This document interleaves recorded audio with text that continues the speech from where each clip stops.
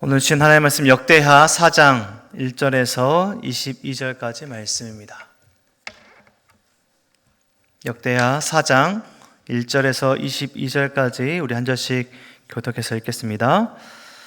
솔로몬이 또 노스로 제단을 만들었으니 길이가 20규빗이요 너비가 20규빗이요 높이가 10규빗이며 또 노스를 부어 만들었으니 짐이 10규빗이요 그 모양이 둥글며 그 높이는 5규빗이요 주위는 30규빗 길이의 줄을 두를만 하며 그 가장자리 아래에는 돌아가며 소 형상이 있는데 각 규빗에 소가 10마리씩 있어 바다 주위에 둘렀으니 그 소는 바다를 부어 만들 때에 두 줄로 부어 만들었으며 바다를 노새 황소 12마리가 바쳤으니 세 마리는 북쪽을 향하였고 세 마리는 서쪽을 향하였고 세 마리는 남쪽을 향하였고 세 마리는 동쪽을 향하였으며 바다를 그 위에 놓았고 소의 엉덩이는 다 바다 안으로 향하였으며 바다의 두께는 한 손 너비만 하고 그 둘레는 잔 둘레와 같이 백합화의 모양으로 만들었으니 그 바다에는 3,000밭을 담겠으며 이를 만들어 5개는 오른쪽에 두고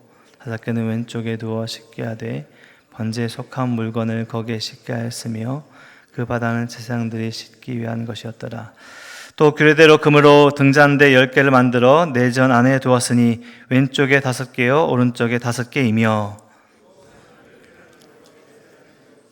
왼쪽에 5개요 오른쪽에 5개이며 또 금으로 대접 100개를 만들었고 또 제사장의 뜰과 큰 뜰과 뜰 문을 만들고 그 문짝에 놋을 입혔고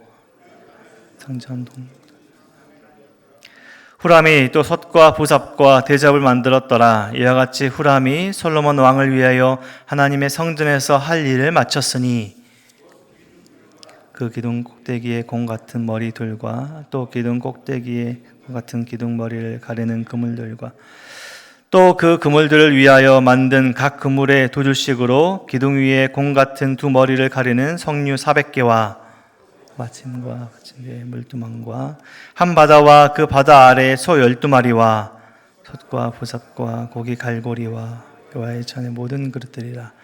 후람의 아버지가 솔로몬 왕을 위하여 빛나는 옷으로 만들 때 왕이 요단 평지에서 수컷과 스레다 사이의 진흙에 그것들을 부어 내었더라. 이같이 솔로몬이 이 모든 기구를 매우 많이 만들었으므로 그 놓은 무게를 능히 측량할 수 없었더라. 솔로몬이 또 하나님의 전에 모든 기구를 만들었으니 곧 금 제단과 진선병 산들과 성소 규례대로 불을 또 순수한 금으로 만든 꽃과 등잔과 부젓가락이며 또 순금으로 만든 불집게와 주발과 숟가락과 불 옮기는 그릇이며 또 성전 문 곧 지성소의 문과 내전의 문을 금으로 입혔더라. 아멘. 건축의 완성은 건물들의 내부 또 외부 건물 짓고 그 건물에 필요한 기물들이 채워져야 건축이 완성되고 그 건물을 지은 온전한 기능을 하게 됩니다. 우리가 지금 비전홀에 있는데요. 비전홀 안에도 여러 기물들, 기구들이 설치되어 있습니다. 건물만 있다면 우리가 온전히 예배할 수 없죠. 의자도 있어야 되고 단상도 있어야 되고 보이시는 모든 것들이 그 목적과 기능을 잘 하고 있을 때 건축의 목적대로 잘 사용이 되어집니다. 건축된 건물 아래 무엇으로 채워져 있는가가 그 건물이 무엇인가를 보여주는 이야기하는 것이기도 합니다. 이곳이 책과 또 여러 책상으로 채워져 있다면 서점, 또 도서관, 학교 같은 건물이 될 것이고요. 운동기구들로 가득 차 있다면 체육관이 될 것이고 술로 가득 차 있다면 술집이 될 것이고 물건들로 그냥 쌓아져 있다면 창고가 될 것이고 아니면 아무것도 없다면 그냥 건물만 있는 사용되지 않은 버려진 건축물도 될 것입니다. 우리 비전홀 안에도 각각의 목적의 기기와 또 기물들이 잘 설치되어 있고 예배가 드려지도록 각 자기 역할들을 잘 하고 있습니다. 이스라엘 백성들이 혹시 비전홀에 온다면 궁금해할 기물들이 많이 있을 것 같습니다. 앞에 저 큰 전광판은 무엇인지, 단상 위의 이 마이크는 또 어떤 기능을 하는지, 악기들은 또 어떤 역할들을 하는지 궁금해할 것 같습니다. 역대기 시대의 이스라엘 백성들은 포로 생활에서 돌아온 사람들이었습니다.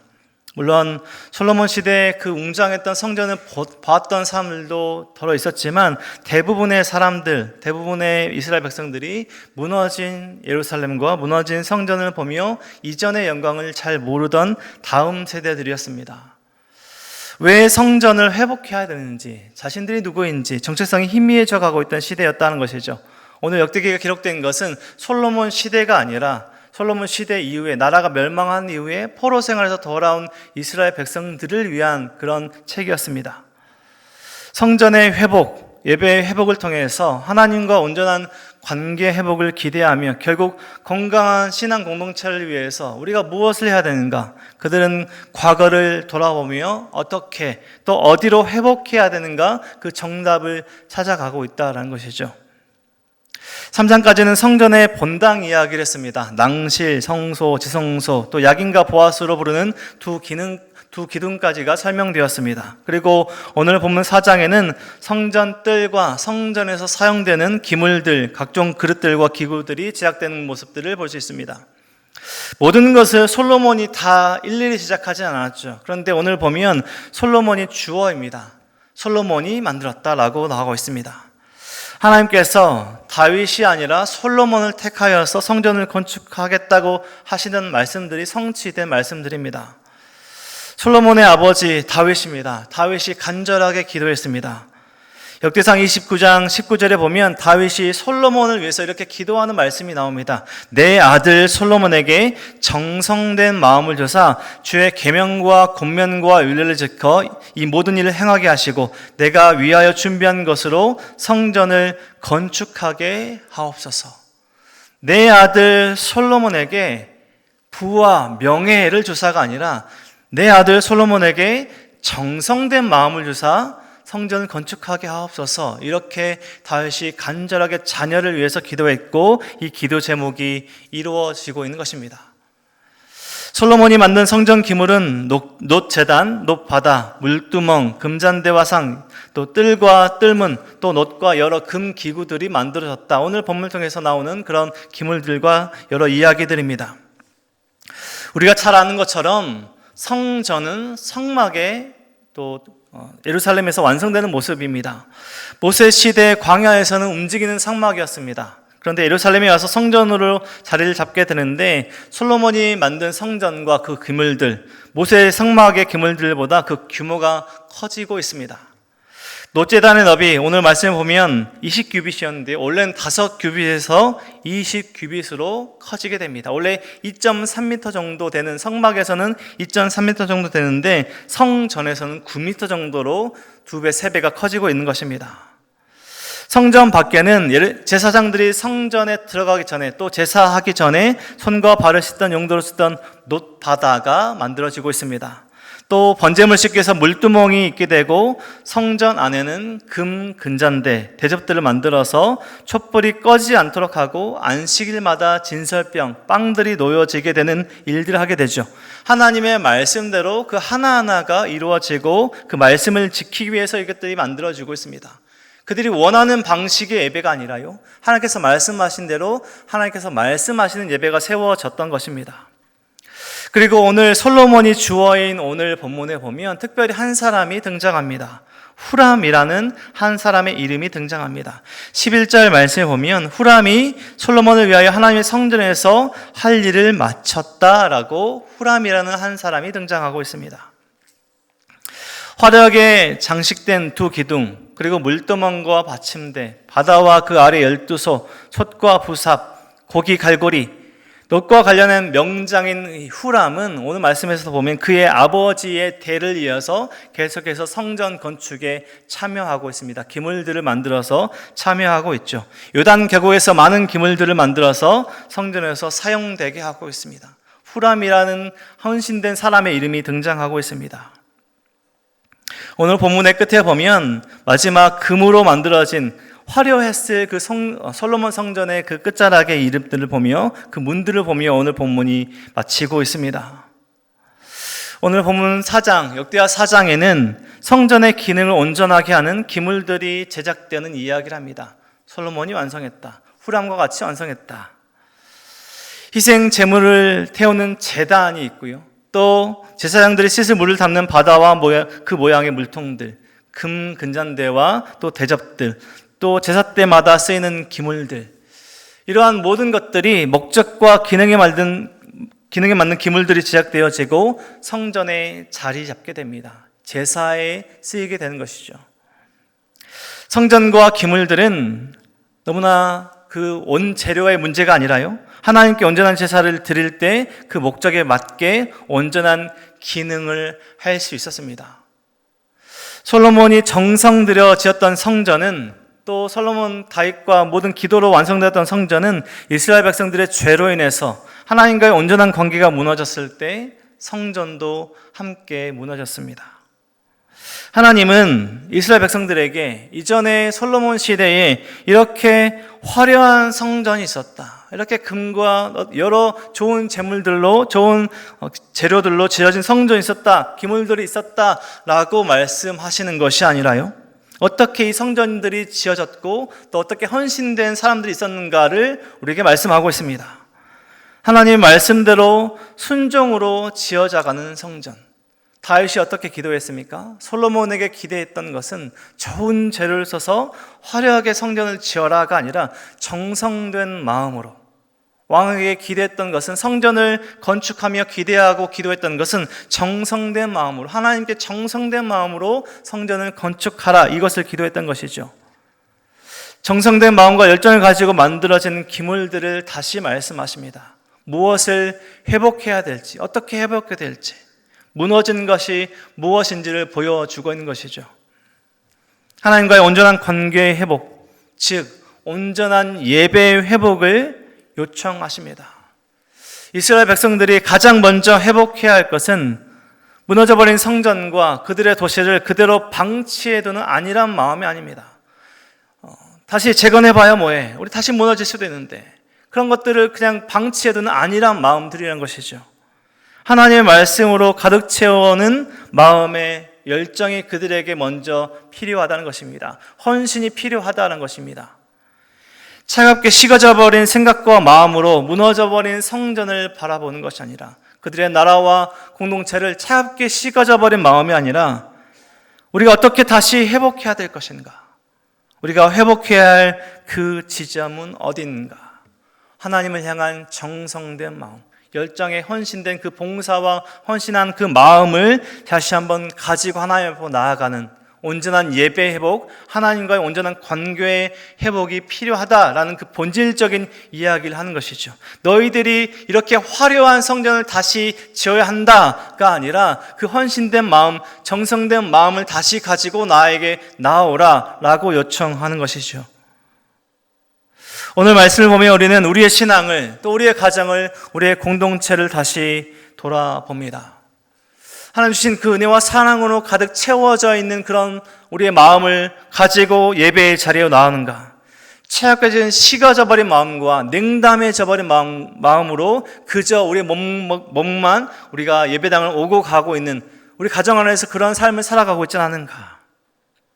나의 마음은 하나님을 향한 열정과 순종으로 가득 차 있는가? 우리의 가정에 예배가 온전히 회복되어 있는가? 우리의 공동체는 각자의 목적과 사명을 가지고, 열정을 가지고, 정성된 마음을 가지고 각자의 자리에서 봉사하며 헌신하며 우리가 살아가고 있는가? 성도는 하나님을 온전히 예배할 때 온전한 삶을 살아갈 수 있습니다. 하나님과의 관계가 무너져 있을 때 우리는 우리의 삶도 함께 무너지는 것을 경험하게 됩니다. 우리의 가정과 공동체는 하나님과의 온전한 관계, 하나님을 기쁘시게 하는 예배가 온전히 세워져 있는가? 우리는 다락을 어떻게 세워져 가고 있는가? 하나님을 기쁘시게 하는 그 온전한 마음과 정성된 마음이 있을 때 우리는 우리의 삶과 가정과 공동체를 세우신 하나님의 목적에 맞는 삶과 가정과 공동체로 살아갈 수 있습니다. 우리는 무너져버린 우리의 신앙의 모습은 어디인가?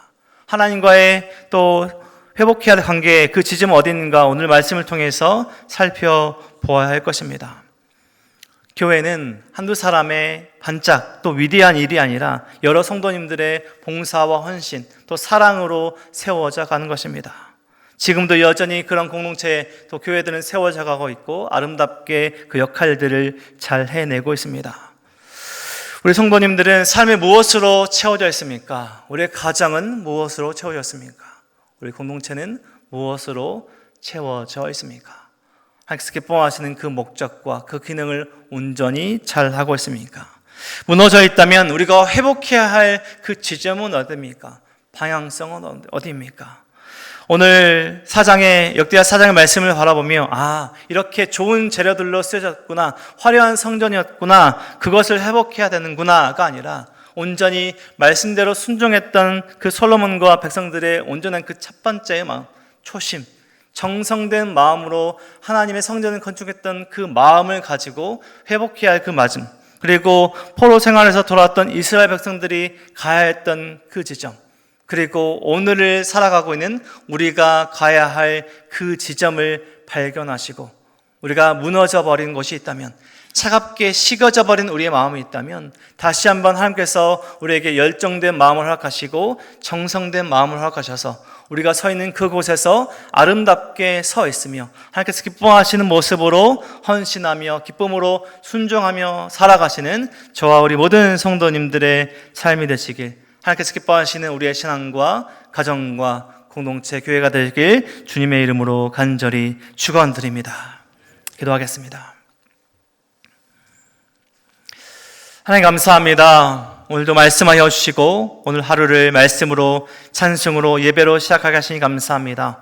하나님, 우리가 하나님께서 주신 삶을 살아갈 때에 차갑게 식어져 버린 마음이나 우리의 절망 또 원망하는 마음이 아니라 하나님께서 주신 오늘의 하루의 삶을 기쁨과 감사와 찬양으로 채울 수 있도록 인도하여 주시옵소서. 하나님께서 우리를 부르신 그 자리에서 하나님께서 부르신 그 목적에 맞게 살아갈 수 있도록 도와주시고 우리의 열정된 마음과 정성된 마음으로 하나님을 섬기며 예배하며 살아갈 수 있도록 인도하여 주시옵소서. 하나님, 우리의 삶에 무너진 곳이 있다면 다시 한번 회복시켜 주시고, 우리의 가정에 무너진 곳이 있다면 다시 한번 회복시켜 주시고, 우리 공동체와 교회에 회복해야 할 지점이 있다면 하나님의 은혜와 사랑으로 회복해 주셔서 온전한 기능과 하나님의 목적에 맞는 하나님을 기쁘시게 하는 우리의 삶과 가정, 우리 교회가 될 수 있도록, 나라 민족이 될 수 있도록 인도하여 주시옵소서. 이 시간 앞두는 우리 모든 성도님들 삶 가운데 함께 하시고 오늘 기도하며 하나님을 더욱더 의지하는 오늘 하루가 될 수 있도록 축복하여 주시옵소서. 감사드리며 예수 그리스도 이름으로 기도드립니다. 아멘.